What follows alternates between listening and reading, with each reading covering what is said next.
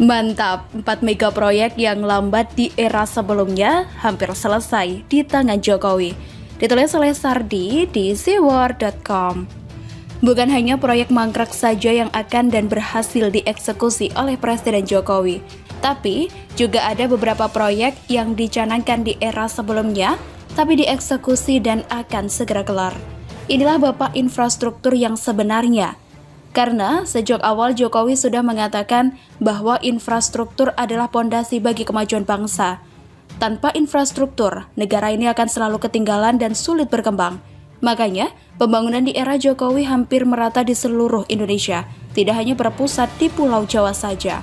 Menurut CNBC Indonesia, ada 4 proyek infrastruktur yang sempat dicanangkan pada era Presiden SBY, dan selanjutnya selesai, dan sebagian lagi akan selesai dalam waktu dekat.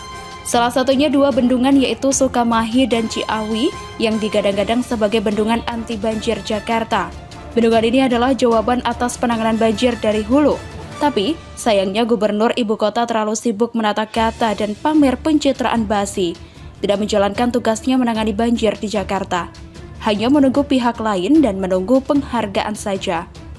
Pembangunan bendungan ini sudah ada sejak 1990-an. Mulai dimatangkan pada periode 2004 hingga 2005 oleh Sutioso dan akhirnya mulai dibangun pada 2017. Proyek ini digagas oleh Jokowi saat masih Gubernur DKI dan SBY sebagai Presiden. Karena terkendala oleh pembebasan lahan, bendungan ini harusnya selesai tahun 2019, harus molor ke tahun 2021. Proyek selanjutnya adalah PLTU Batang, Jawa Tengah, yang ditargetkan selesai pada 2022, yang merupakan program elektrifikasi Jawa dan Bali dan juga bagian dari mega proyek 35.000 MW. Proyek ini mangkrak bertahun-tahun, sempat masuk dalam rencana induk percepatan dan perluasan pembangunan ekonomi pada era SBY. Masalahnya sama, terkendala pembebasan lahan dan juga perizinan. Akhirnya, pada 2016 Presiden Jokowi menyaksikan penandatanganan finansial closing PLTU ini senilai 4,2 miliar US dollar. Proyek selanjutnya adalah tol dari Aceh hingga Lampung yang di era Jokowi disebut tol Trans Sumatera. Sebenarnya ini sudah dicanangkan oleh SBY, tapi proyek ini seolah tak mungkin terwujud mengingat pembebasan lahan yang bakal alot mengingat panjangnya mencapai lebih dari 2.900 km.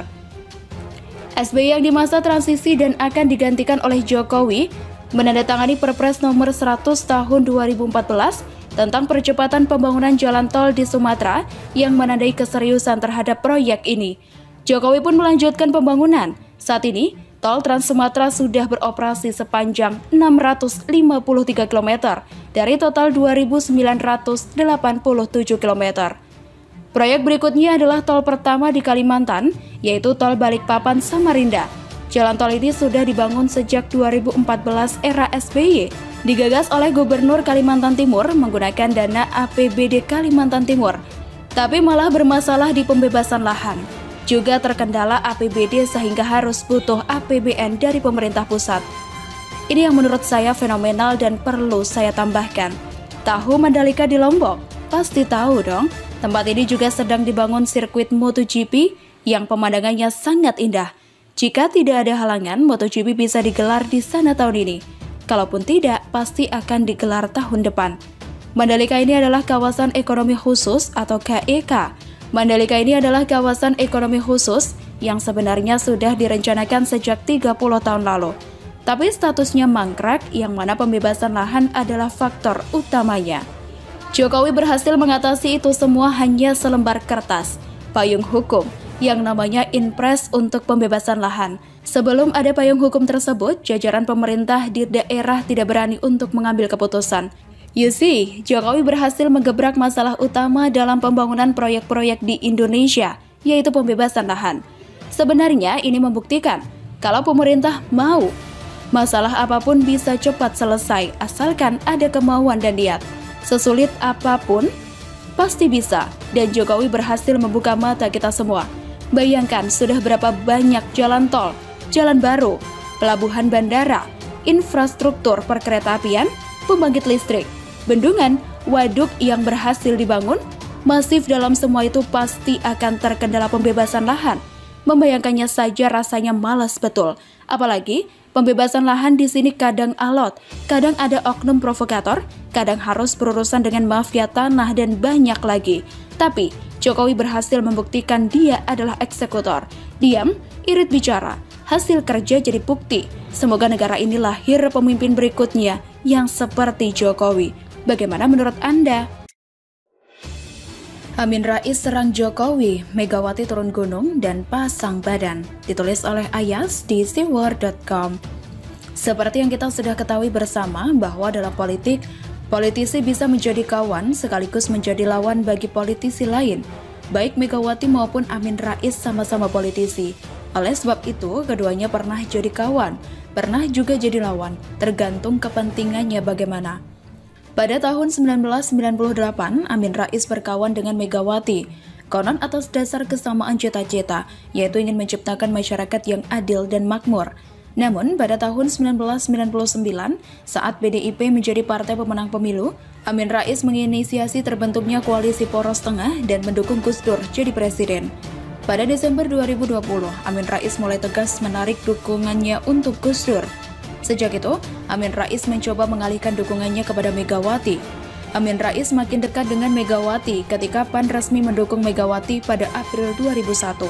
Beberapa bulan sebelum sidang istimewa MPR yang melengsarkan Gus Dur digelar. Sejak saat itu sampai sekarang, hubungan Megawati dan Amin Rais cenderung surut. Lebih-lebih ketika PDIP menjadi partai pemenang pemilu, serta mengusung Jokowi menjadi Capres 2014. Amin Rais adalah politisi yang paling benci kepada Jokowi. Mungkin karena merasa tersaingi, dia mungkin merasa lebih senior dan sudah seharusnya dia yang lebih layak menjadi presiden. Megawati nampaknya sudah paham dengan rekam jejak Amin Rais yang merupakan politisi cukup licik. Oleh sebab itu, Megawati merasa perlu pasang badan untuk melindungi Jokowi dari serangan Amin Rais. Bagaimanapun juga, Jokowi adalah kader terbaik PDIP. Berkat Jokowi, PDIP kembali menjadi partai pemenang pemilu. Namun, Megawati nampaknya cukup santai dan tidak gegabah dalam menghadapi Amin Rais. Jika serangan Amin Rais tidak terlalu membahayakan Jokowi, Megawati tidak akan keluar dan turun gunung. Tapi, jika serangan Amin Rais cukup membahayakan Jokowi, Megawati akan keluar dan turun gunung pasang badan buat melindungi Jokowi dari serangan Amin Rais. Nampaknya, serangan Amin Rais kali ini cukup membahayakan Jokowi, sampai membuat Megawati turun gunung. Tudingan dari Amin Rais bahwa Jokowi ingin agar ada amandemen Undang-Undang Dasar, agar jabatan presiden bisa 3 periode sangat berbahaya. Bagi pendukung Jokowi, wacana ini bisa membuat mereka girang dan akhirnya mendorong adanya amandemen Undang-Undang Dasar. Sedangkan bagi pembenci Jokowi, isu ini akan semakin membuat mereka menghina Jokowi secara keji. Baik Jokowi, Megawati, PDIP tak pernah sekalipun mewacanakan amandemen Undang-Undang Dasar. Mereka akan berusaha keras untuk tidak mencoba mengotak-atik Undang-Undang Dasar. Jokowi berkali-kali menegaskan bahwa wacana amandemen Undang-Undang Dasar agar jabatan presiden bisa 3 periode sama saja menampar wajahnya. Karena dirasa serangan Amin Rais kali ini cukup berbahaya, akhirnya Megawati turun gunung dan melakukan serangan balik ke Amin Rais. Megawati angkat bicara soal adanya tudingan Presiden Joko Widodo hendak menjabat 3 periode. Dengan cara mengamandemen Undang-Undang Dasar 1945, Megawati pasang badan untuk membela Jokowi dari tuduhan yang kali pertama dilontarkan politikus senior Amin Rais tersebut. Jokowi disebut berkeinginan katanya 3 periode. Yang ngomong itu yang kepingin sebetulnya. Siapa tahu suatu saat dia bisa 3 periode. Kata Mega dalam acara peluncuran buku berjudul Merawat Pertiwi, Jalan Megawati Melestarikan Alam, secara virtual pada Rabu 24 Maret 2021. Mega menilai tudingan bahwa Jokowi menginginkan menjadi presiden 3 periode sama sekali tak berdasar. Pasalnya, kata Mega, aturan main tentang periode kepemimpinan presiden sudah ada diatur dalam konstitusi maupun undang-undang. Lagi pula, Megawati menegaskan, Jokowi tak bisa sembarangan melakukan amandemen Undang-Undang Dasar 45. Saya kira orang yang paling paham dengan watak Amin Rais adalah Megawati.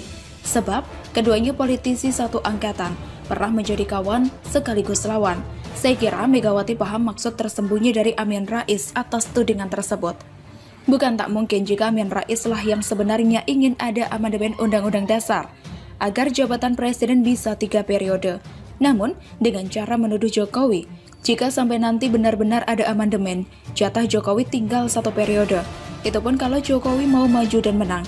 Jika 2024 capres yang menang adalah orang yang didukung Amin Rais, lalu ternyata sudah ada amandemen soal jabatan presiden bisa 3 periode. Tentu kubu Amin